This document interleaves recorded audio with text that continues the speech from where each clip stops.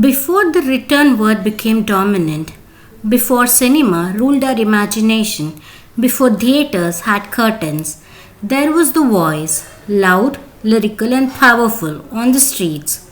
This World Heritage Day, we step away from bricks and ruins and turn to the living heritage of South India's street play traditions, now on the verge of extinction. Long before print or screen, stories were performed, not read. In South India, oral storytelling traditions date back over 2000 years, drawing strength from Natya Shastra, the ancient guide on drama and performance. Bhakti movement of 7th and 12th centuries, which made spiritual learning accessible to common people, and the Chola and Vijayanagara empires, where temple courtyards became stages for myth, music, and morals. Out of this rich matrix evolved a folk theatre of the people, with no walls, no scripts, and no tickets. From this emerged diverse traditions such as Burra Katha, originated in Andhra Pradesh dating back to the 15th century. This form combines verse, music, and narration using a burra, which is a tambura like instrument, to recount tales of gods, kings, and freedom fighters. Oggu Katha is a ritualistic form practiced by the Yadava community centered around folk deities like Mallanna with rhythmic narration and percussion. Bommalata and Tolu Bommalata are forms of shadow and string puppetry performed during temple festivals to narrate the Ramayana and Mahabharata.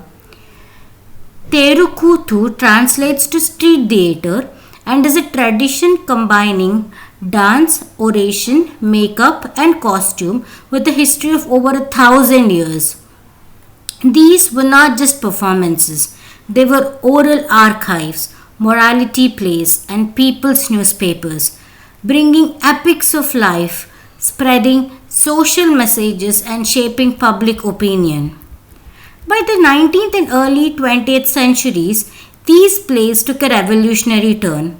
Under British rule, folk performers embedded anti colonial narratives in their stories through metaphors, satire, and reimagined mythology. In villages where newspapers didn't reach, street plays became tools of awareness and resistance. The Pauranika or the mythological plays depicted societal issues and political situations.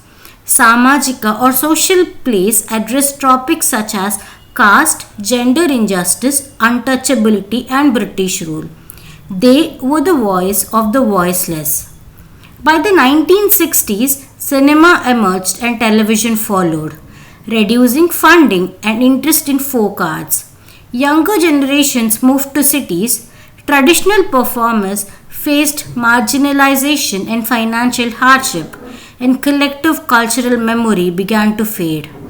Today, what was once a central cultural experience is now a dying art form, sustained by a handful of passionate families and cultural revivalists.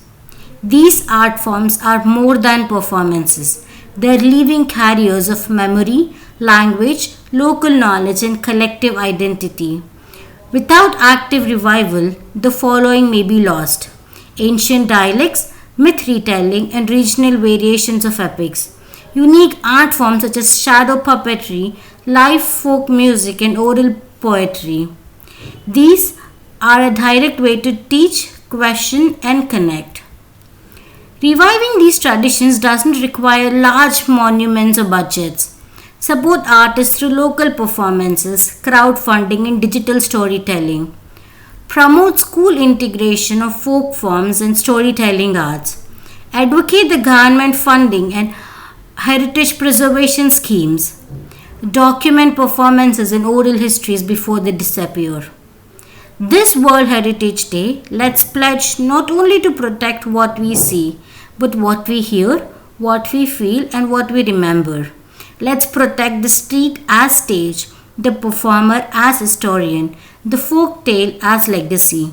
Because some of the greatest heritage isn't carved in stone, it's sung under the stars.